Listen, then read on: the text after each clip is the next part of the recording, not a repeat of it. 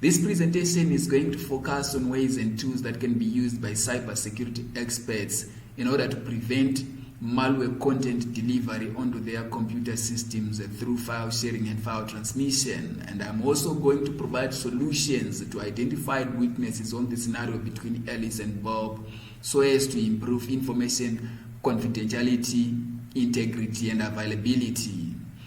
Firstly, I'm going to scan the file received from Alice using VirusTotal, and I'll calculate and compare the file's hash values of the actual file received from Alice and the hash values that I received from Alice.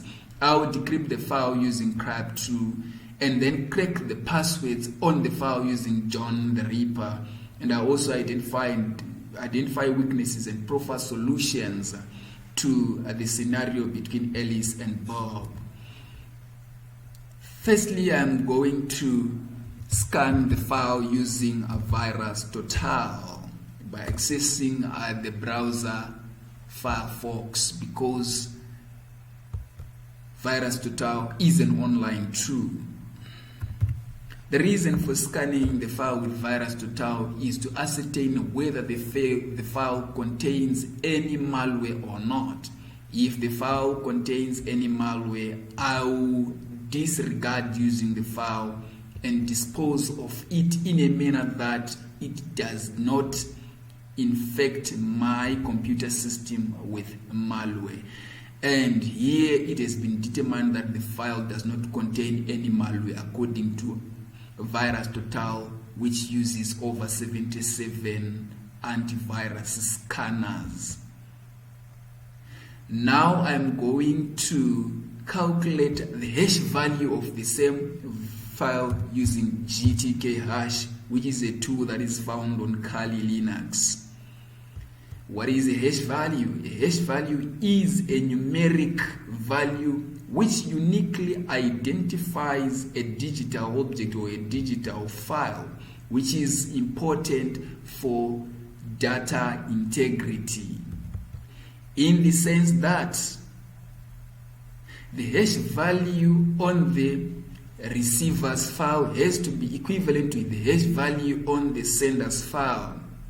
If these two do not tally, it means that there could have been tampering with the file during the transmission, or it is not the actual file that has been sent to the person, thereby bringing into play integrity and authenticity of the file. But we need to note that the file that was sent by Alice had a hashed message authentication code of 58, which I have entered there, and then we need to hash it and get the new HMAC SHA-256 value, which is different from the plain SHA-256 hash, possibly pointing to the fact that there is improved security to a certain extent when we use hashed message authentication keys when transmitting files.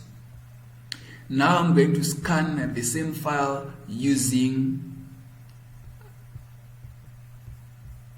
Cryptool, which is a tool that is used for decrypting files. And the reason for decrypting this file is to ascertain the strength of the encryption tool that was used and the encryption method that was used to encrypt the file. Then I'll select shadow.hex and then I decrypt the file using the same method that was used to encrypt that file. And here we're seeing it's an 8-bit length, and 58 is the value of the HMAC key that was sent by Alice, and then I'll decrypt the file. Then decryption is noted that it is instantaneous, meaning to say the key that was used was short and weak, and therefore they needed to use a 128-bit key, which is longer and much more secure, which could have taken us thousands and thousands of years in trying to decrypt this file on this machine. Then I have noted that there are 6 user accounts on the file, and the user accounts do have username and user passwords. This leads me to the next exercise, which is trying to crack those passwords we have noted there using John the Ripper.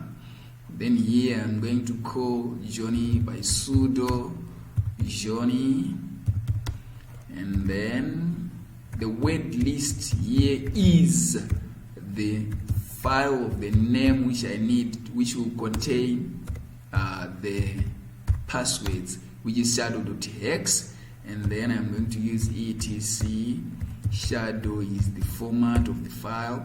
Then I'm going to enter the password for Kali, which is Kali, and then I've noted that there is SHA-512 encryption was used to encrypt the file, so I'm going to try and crack SHA-512 in fact, sorry, to crack it. Then I'm going to call Johnny, and then the word list, that is the file name, is equals to shadow.x, and then I'm going to include the format which was used for encryption. This is SHA-512 crypt, and then the format etc shadow. And it's noted that all the passwords have been cracked. I did this during practicing on this one. Then the weakness that I noted that there was poor encryption key management, in the sense that the same email that contained the file contained the decryption key. Therefore, if an individual had intercepted that file, that mail, he or she could have accessed the data easily by using the decryption key on the file.